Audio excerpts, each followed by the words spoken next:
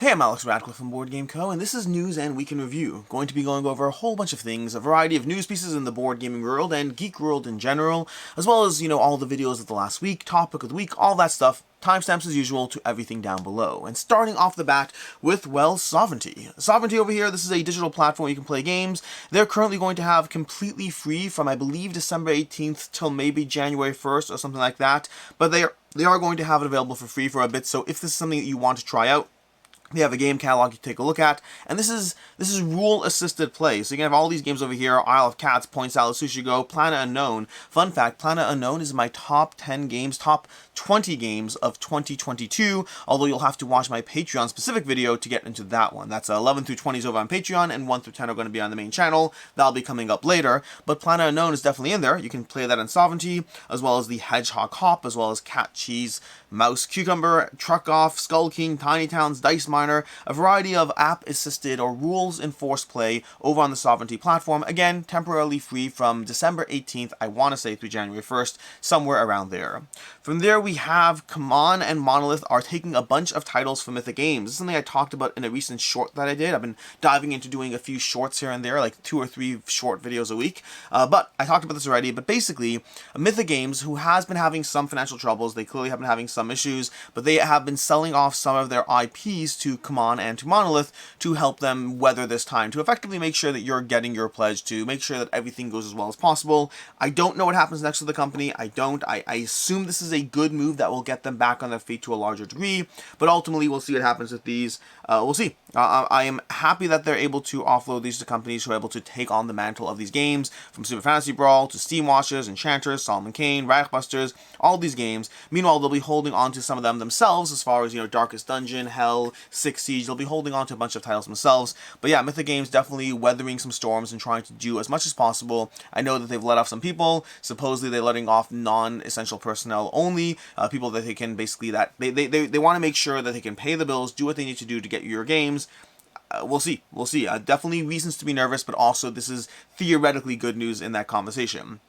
We also have, over on CMON, speaking of CMON, they currently have their CMON Comics pre-order. If you want to get in on that, they're selling a bunch of their comic books, which include the comic book itself, as well as extras for your game. You want extra miniatures, cards, whatever it is, whether Zombicide, Cthulhu Death May Die, whether some things that aren't even CMON titles, such as Android, Twilight Imperium, Dust, and then also Hate, which I didn't think would be getting any new content, but Hate's going to be getting content. These are all comic book bundles, $230 for the all-in, or potentially a little less if you get specific bundles. Shipping is a bit of a beast though, so getting a single one is kind of not worth it. Once you're getting 2 or 3, it potentially is. Factor in that if you do want these miniatures, if you do want these exclusives, it's going to be the cheapest now than it ever will be in the future. Expensive or not, these are only going to get more expensive as they become rarer and harder to get your hands on. This is interesting. CMON is experimenting with pre-orders as opposed to purely diving into, Kickstarter.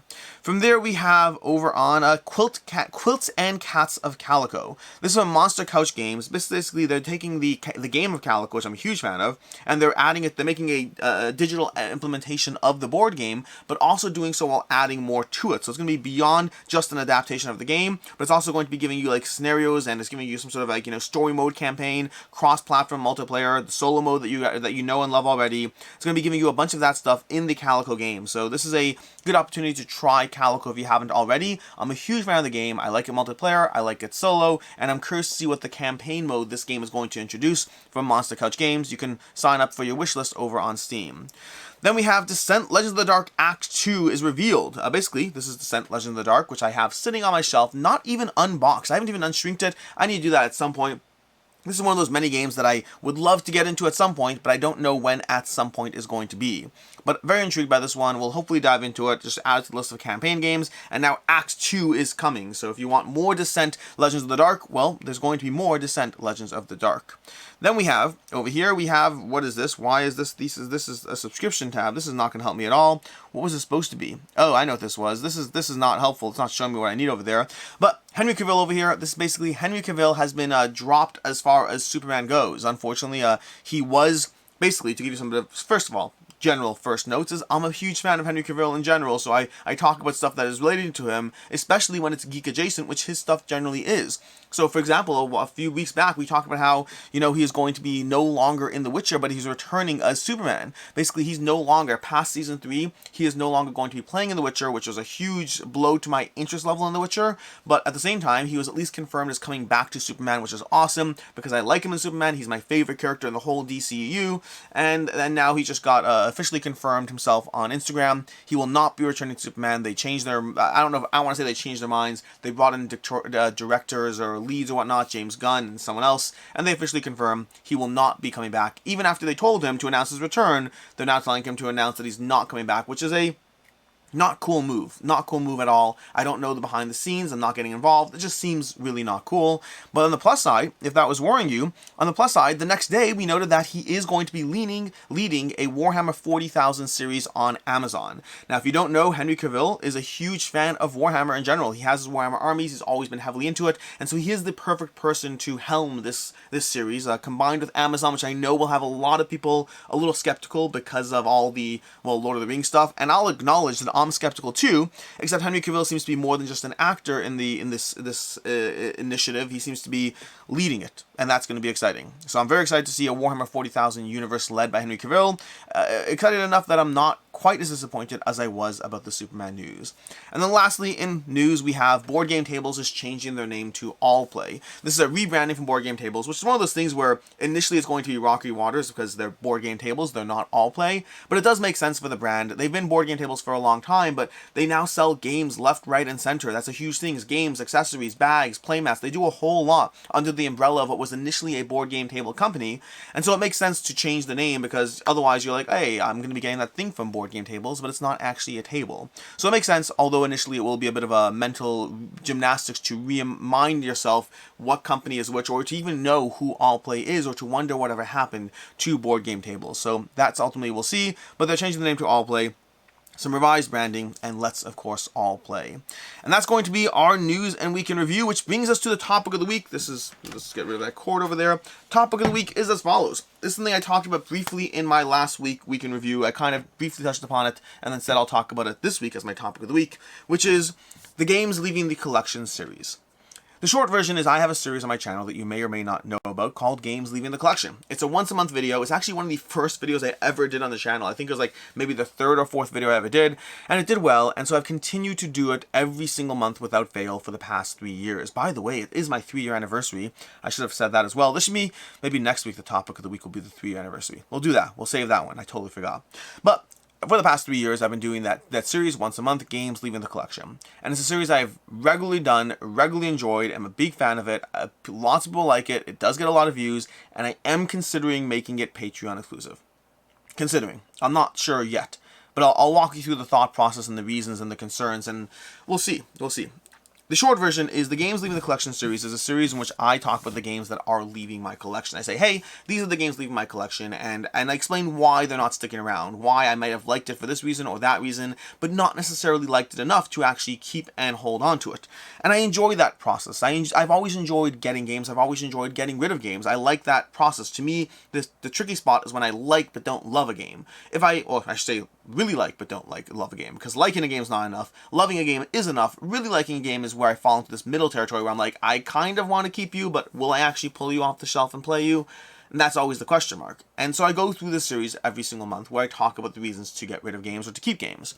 The problem is, the thing that I've faced here and there over the past 3 years, and the reason I'm considering making a Patreon exclusive is, well, first of all, in general, I believe in rewarding Patreons in general. And to that end, I do have regular dedicated Patreon content. I usually have 2 videos that go up every single week, along with a schedule, along with being able to vote what goes into the weekly live conversation that Devin, Meg, and I have. And so there is a lot of Patreon involvement on the channel. If you are a Patreon member, if you're interested in becoming a Patreon member, there's giveaways, there's all these different things that I try to do specifically to make sure Patreons are rewarded. And I certainly don't mind doing another once-a-month video where, you can find out about the games leaving the collection. So I never mind having Patreon-exclusive content, and I do like to reward people in that sense. But the reason to potentially remove this one from the channel is the fact that it has been something that if you are a hardcore viewer of the channel, or dedicated, let's say dedicated, Hardcore sounds like you watch everything. Dedicated means you're watching regularly. Let's go with that. If you are a dedicated viewer of the channel, you probably know what the games leaving the collection video represents. You probably understand the whole concept of me covering a lot of games, playing a lot of games. Some I keep and they last for a long time. Others go away. Others stick around for 6 months and then they go away after that. Games have various shelf lives that are relative to my interest, and it's not that I don't like them, it's just that I play so many games. I play hundreds of new games every single year, and I can't keep every single one of those games. I have to pick and choose the ones that are best for me, and so I might like a game, but also get rid of it. And that makes sense if you watch the channel and you know what's going on, but I have run into multiple situations over the past several years where somebody sees those videos and they don't understand exactly what's happening, understandably. They see me in one video giving a game a 4 to 5, saying, I really like this game, and then in another video, they see like 3 months later me getting rid of the game, and it looks like, well, what's going on over here? What's up with this quick transition from, you know, liking it and recommending it to getting rid of it? Oh, it just sounds like he just likes things for the sake of liking them and then moves on. And that is a reasonable takeaway for somebody to have if they don't fully understand how many games I play, how many games I cover, the practical reality behind the series, why it exists, why I like talking about those things, why I like telling you both that I like this game, but also why it didn't make the cut. Because as much as I like these 4 other games better in the same genre and playtime. And so it has resulted in that balance where it is useful content for many, but also kind of reasonably throws into the air this whole idea that I'll play a lot of games, tell you that I like them, and then promptly get rid of them, which is, again, that weird imbalance. And again, if I love a game, they stick around. It's games that I like. 3.5s are rarely ever safe. 3.5s out of 5s are rarely ever safe in my collection. And even 4s, more and more, as my collection gets better and better and I have to pick and choose, even 4 out of 5s are becoming harder for me to justify keeping. I'm not running a library for conventions, I'm running my own personal library, and at any given point I have around 300 games and I have to get rid of games even though I like them. And so there is that balance and that mindfulness on my end of what do I do around this series? Do I leave it on the channel? Do I keep it up? Do I just deal with the fact that it's a question mark for some people and other people understand what's happening? Do I get rid of it entirely? Well, I'm not getting rid of it entirely, for sure not. I like it too much to get rid of it entirely. Do I shift it over to Patreon so it's both rewarding content for other viewers while also not being a generic, I mean, inherently if it's on Patreon, it is rewarding the dedicated viewers almost by default. And so I am leaning towards moving that video series over to Patreon in 2022. Now, I will say you'll still get information around what games I kept or didn't keep, but it will be on a different type of schedule. Meaning, if I do move it over to Patreon, then one thing that will happen is in my video series, where I do the review look back, where I take a look at the games I reviewed a year ago, in that series I'll still tell you, hey, these ones made it, these ones didn't. But that might be the forward-facing general audience way of finding out a year later what happened to that game. And that might be. So no matter what happens, you'll have the information. The question is, will that information be Patreon for as soon as it happens and a year later for whatever happens there? I don't have the answer for sure. Right now I'm just telling you the thought process I'm going through, the whys and the hows. It is a frequent balance of trying to be mindful that at any given point, your touch point as a content creator, your touch point to different people is different. You have dedicated viewers, people who are almost by nature of what's happening right now, the people who are watching this video are more likely to be dedicated viewers. The Week in Review is more appealing to the audience that wants to watch me, Board Game Co., as opposed to the audience that wants to watch a review of Mosaic or Endless Winter, which is more fleeting. And so I don't know exactly. Right now I'm just telling you my thoughts and what I'm thinking of doing, and ultimately we'll find out as we move into 2023. And with that, let's go ahead and go into the Week in Review, starting off with what I played. A whole bunch of games over here. We have a few things to go. I'm going to have to pull from 2 different places because I have some logged, some not yet logged. But starting off, we have Rove. No, that's not true. We have Frosthaven. Gotten a few more plays of Frosthaven. I've been going through that. We have Zombicide Undead or Alive. Continuing to go through that, continuing to enjoy it. We have Cartographers, A Roleplayer's Tale. Always fun. Frosthaven, more Rove. We've got a bunch of games of Boop, as well as Calico. Got a few games of Calico in, slowly closing out that solo mode, trying to get the 10th game done. Played a few games of Siege of Valeria. That's going to be one of the new Valeria Universe games, as well as diving briefly into Antares Kingdoms, which was a game that was supposed to be on Kickstarter, and then they kind of took it back to the drawing table and are revising it. We have some Happy Little Dinosaurs from I can't remember the name of the company, Unstable Unicorns. We have some more Boop, some Marvel Remix. I'm enjoying that one. In fact, there'll be a review of that one today. We have Once Upon a Line from Lucky Duck Games. I'll be talking about that one more as we get closer to the Kickstarter. We have Slingshot, which is a small box game in the same vein as these two games over here. I don't know if I'm going to be covering them or how or if, but like I wasn't a huge fan of Slingshot at all. We have Stellarian. Stellarian is a solo game. Started diving into that one. Hope to be diving into it more. We'll talk about that soon. We have some more Calico, some more Marvel Remix, some Railroad Inc. We have some Gloomhaven, some Crokinole, some more Marvel Remix. I've been diving a lot into Marvel Remix. We have Acropolis. I dove into some more Acropolis, which I've really been enjoying a lot. We have some solo Bathysphere being played. I don't remember the full name of it. It's a solo roll and write game. I'm intrigued by it, but it has to get more interesting. Right now, the first few scenarios are not interesting enough. We have Clank Catacombs. I've been diving into Clank Catacombs. I hope to have a review at some point, but I need to play it more first. We have Blitzkrieg. Blitzkrieg, dove into that one. It's been a while since I played Blitzkrieg. We have Dice Throne. I played some Dice Throne, Santa versus Krampus. I enjoyed it. It's the same thing I always do with Dice Throne. I like it. I don't love it, but I have fun playing it. We have some Star Realms Frontiers. I dove into that as a 2-player deck builder. It's been a while since I played Star Realms and got to play a little bit of that. We have The Loop, which I love. We'll be talking about that one more. Always enjoy The Loop, one of my favorite games. Forbidden Stars. Oh my gosh, Forbidden Stars is a hard one. I'm going to have to talk about Forbidden Stars. I love what Forbidden Stars is doing. I do not love the experience of watching 2 other people battle. We have Friday from I can't remember from who, from Freeman and Freeze, but it played a little bit of Friday, the solo game. And then we have Heat, Pedal to the Metal from Days of Wonder, diving into that, as well as filming a First Impressions, which will be coming out later. That's going to be First Impressions on that one because we got a single play over with Play the Game HQ, and we'll be talking about that one more once it actually comes out or is ready to be filmed. It's a film playthrough, and then the First Impressions after. And with that, let's go ahead and dive into the weekend review, starting off with last Saturday. I reviewed the Exit Calendar, the Hunt for the Golden Book or whatnot. Overall, enjoyed that one. One of my favorite Exit game experiences so far. Just the larger box allows for a little bit more opportunities for what it does and the iterative nature of one box at a time. Really enjoy that one. If you like Exit games, I think you'll like it. Later on Saturday, we had a review for Orichalcum from Pandasaurus Games. Liked a lot of what the game is doing while ultimately not falling in love with the game itself. It's another one that falls into that very, very good but not great enough category. I wish that going back to the games leaving the collection, this is going to be leaving. I really, really like it, but it's going to be leaving. It's just the nature of the beast. Then on Sunday we had the start of the top 100 games of all time. Diving into the top 100 games of all time for the first time. This is myself, Devin, and Meg going through our top 100.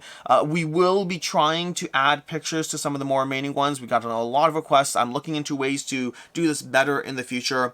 Hopefully, we'll see what happens. Next year's list should be even better. This year, meaning in terms of having pictures, I'm looking at, basically, when I do a top 10 list, I can do it with myself pulling games off the shelf, but if I'm doing a top 10 list with guests, they'll have their own top 10s that may or may not be present. I am, like, physically present to show on the table, at which point you have to show pictures of. I'm looking into options, playing with different things. My big thing is editing is tough. It's hard to keep up the schedule I have while having a job, while having a family, a whole bunch of things that get in the way of, practically speaking, doing 14 videos a week or whatnot, plus, streaming over on Twitch, plus having a full job at GameFound, all those things. It's hard to also edit heavily. So most of the things I try doing in the board game space are trying to figure out how to get the content I can while also being able to use as many tips and tricks to minimize the amount of editing. Loading in pictures into an hour-and-a-half long video is, even just a basic picture without getting into B-roll and whatnot can turn that hour-and-a-half long commitment into another 3 hours on top of that hour-and-a-half just for a single front-facing picture. So I'm not looking forward to that. I might try to do what I can for the remainder of the list. No guarantees. The top 10, I'll guarantee will have pictures. How about that? More than that, I'll see what I can do, but just can't make guarantees. And next year, I have tips and tricks, or for future top 10 lists in general, I have tips and tricks for how to make it better. From there, that's Monday. That's Sunday. On Monday, we had the best 10 crowdfunding games of all time, of 2022. Not all time. I don't know why I said that. The best 10 crowdfunding games of 2022. I have 2 videos for this. One over on Patreon with 11 through 20, and then one over on the main channel with 1 through 10. And yes, I absolutely forgot to include Unconscious Mind. Basically, I have a list of crowdfunding campaigns that I had, and for some reason, Unconscious Mind just wasn't on the list. I keep a full list of everything, backed or not backed, and I didn't have Unconscious Mind on the list, which is a weird oversight, but a bunch of people who are like, I'm surprised Unconscious Mind didn't make it, and you are right to be surprised. These are my 10 best crowdfunding games, 11 through 20 over on Patreon, and then Unconscious Mind, which is on neither list, but should definitely be on 1 through 10. Then we have Tuesday. Tuesday had a review for Empire's End. This was an active Kickstarter at the time. I enjoyed it. I would rather play No Thanks, which is the game it's based on. I think it's cleaner and to the point, but I do think Empire's End does, iterate nicely upon No Thanks if you're looking for a meteor game behind the engine. Later on Tuesday, we had a review for Letters from Whitechapel. Gave this a 4 out of 5. Oh, and Empire's End was a 3.5 out of 5. Letters from Whitechapel was a 4 out of 5. Really enjoyed this one. It's hard to say whether this will stick around compared to Beast and Mind Management. I'm hesitant to say I'll pull it off the shelf and play it, but we'll see. For right now, I really enjoy it. This goes back to that category. I think Letters from Whitechapel is excellent. Really, really excellent. But do I need 3 hidden movement games in my collection, and Beast and Mind Management are better? So that's always the question mark there. Then we have later on Tuesday, we had Boop, a review for Boop from Smirk and Laughter Games. Boop is a little tactical abstract. Whether this one stays or not is going to be up to my daughter. I don't feel the need to keep it. I enjoyed it. A little cute 2-player abstract, but I think it's a little on the lighter end of what it's doing. I'd rather play games like Tak, Mythic Mischief, Santorini, Yinch, all of that. Then on Wednesday we didn't have a live video this past week because I was with Devin and Meg the whole week, filming videos, filming our remaining top 100, getting things done, getting things into the queue. But this past week on Wednesday instead, we had the top 100 games of all time, 90 through 81, continuing that pattern of just going through those top 10. Then on Thursday we had Where Are They Now? Reviews for December 2021, just looking back at a year ago, see which reviews changed, which games in any way adjusted my opinion on, all of that. Later on Thursday we had a V-Sabotage unboxing and rambling, just going through the V-Sabotage system, that like whole box and system over there. And then on Friday we had the top 100 games of all time, 80 through 71. These are going to be 3 a week until I'm done. I really should have done just like 1 a day until I'm done for 2 weeks straight. I should have just done that, but either way, that'll be next year. For right now, it's again top 100 games of all time, 80 through 71 was this past Friday, if you want to stay on top of that series. Then today we're going to have reviews going up for Marvel Remix as well as Keystone North America. I think Keystone's going up first, and then Marvel Remix, so we'll have those 2 reviews going up later today in case you want to check out my opinions on those. And then next week we'll have a bunch of things coming, including continuing the top 100. The next one's going to be on Sunday, and that's going to be the last one filmed in this studio. The rest are all filmed in Devin's studio. And then as well as that, I actually, if you want, later this week, I have a full video where I put together the Frosthaven insert from Folded Space. It's one of my deluxification videos, talking about this, that, and the other, but also putting together the Frosthaven Folded Space insert. Which brings us to the games on the table. Games on the table, rather than having like the stacks of games I usually have, we have a bunch of small box games. I'm trying to clear out a bunch of smaller box titles this week. We have Fishing Lessons from Buttonshy. I hope to be diving into that solo adventure. We have Barnyard, which is a 2-player drafting game. Would love to actually sit down and play this. Had this for a few weeks now. We have Smitten, a 2-player cooperative and with solo mode game from oh my gosh, Stonemaier Games. Hope to be playing this one, which will stay. It won't stay. No, we can put it over here. Nope, nope, it's not standing up. We'll just put it over there.